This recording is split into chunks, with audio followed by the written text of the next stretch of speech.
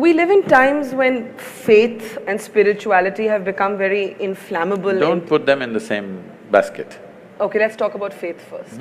We live in times when faith, for certain, has become a very inflammable, easily politicized conversation.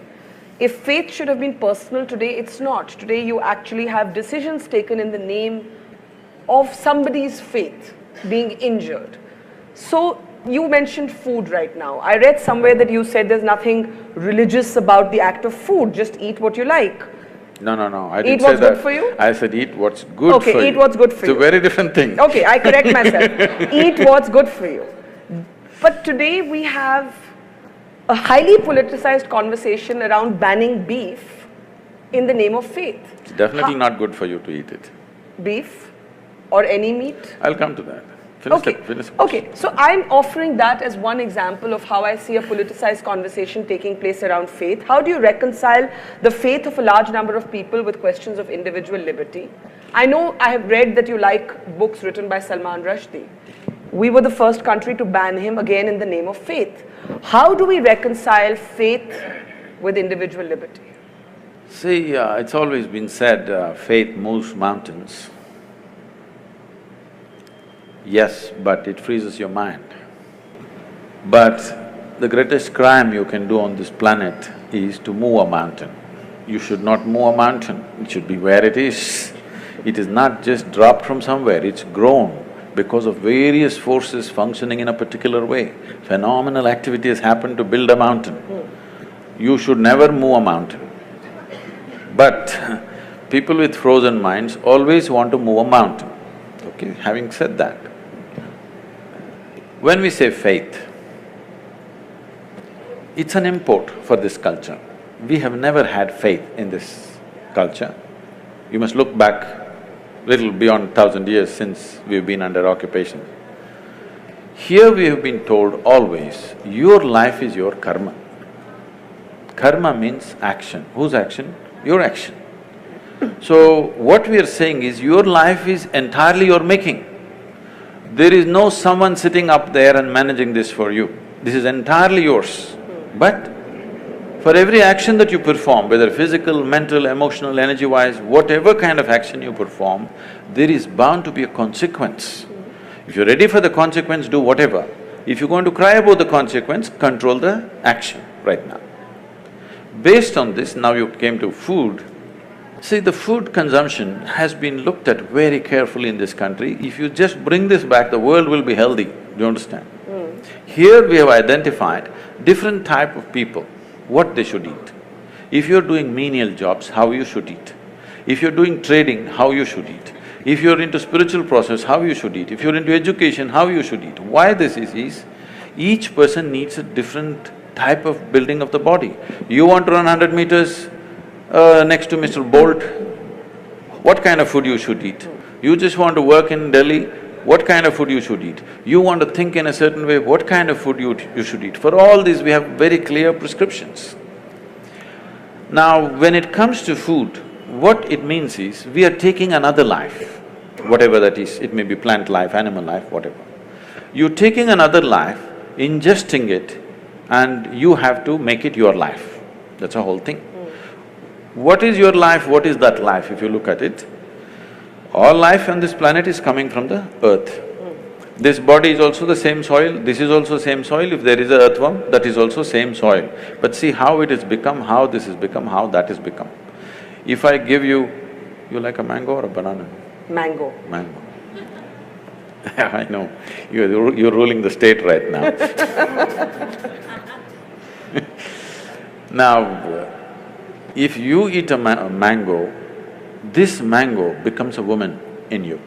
If I eat a mango, the same mango becomes a man in me. If a cow eats a mango, the same mango becomes a cow in the cow. Why is this happening? There is a certain information or software in you. Whatever you eat, it transforms it into a woman. If I eat, it transforms it into a man. If a cow eats, that becomes a cow.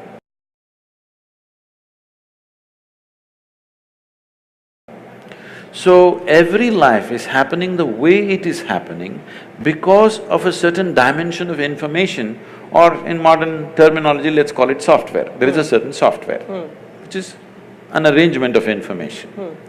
Now, the idea is to eat as simple a software as possible. If you eat that kind of life, which is a very simple software, your ability to override that software and make it entirely a part of you is very good. As that software gets complex, more and more complex, your ability to integrate it goes down. So especially if it's a creature which has some sense of thought and emotion, if it has emotion, then you should not eat it. This is the understanding. An animal which has any emotion displays certain emotions, especially if it displays emotion which is near to human emotion, you should not eat it because it will not integrate itself, that animal nature will start manifesting itself. Or in other words, in India, today maybe in cities people do not know, you see in the villages, people have very intimate relationship with the cow.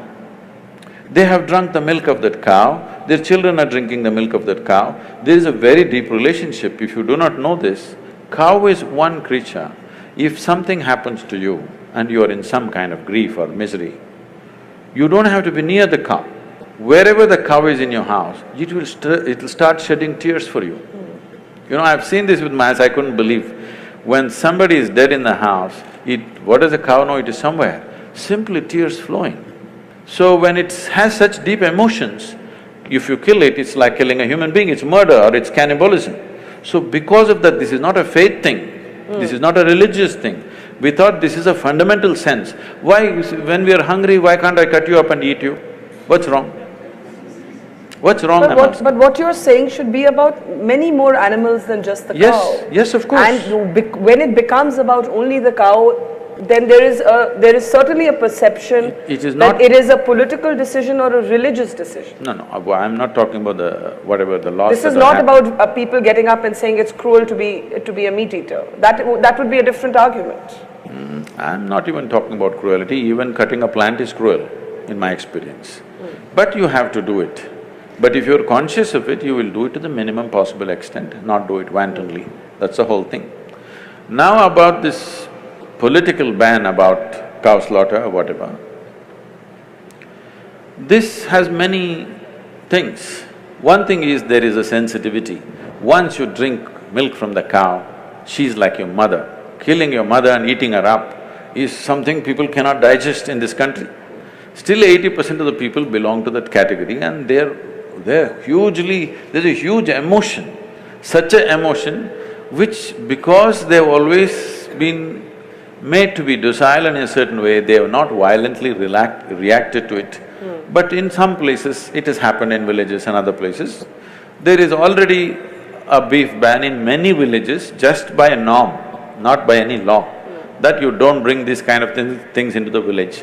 I am not saying you must ban it or not ban it, I am saying the sensitivities of your population, without considering, you can't go do this blatantly. Because it is growing, it's becoming a growing business, India is becoming a major exporter of beef. That's not right. Even if somebody ate something, it is up to them, it's their personal taste, whatever. But now you're promoting it and you're making it grow, there is serious concern, but our people don't express it. Our people don't go out on the street and not going to kill anybody because they killed a cow. So, ban is not what is needed, more education was needed rather than banning.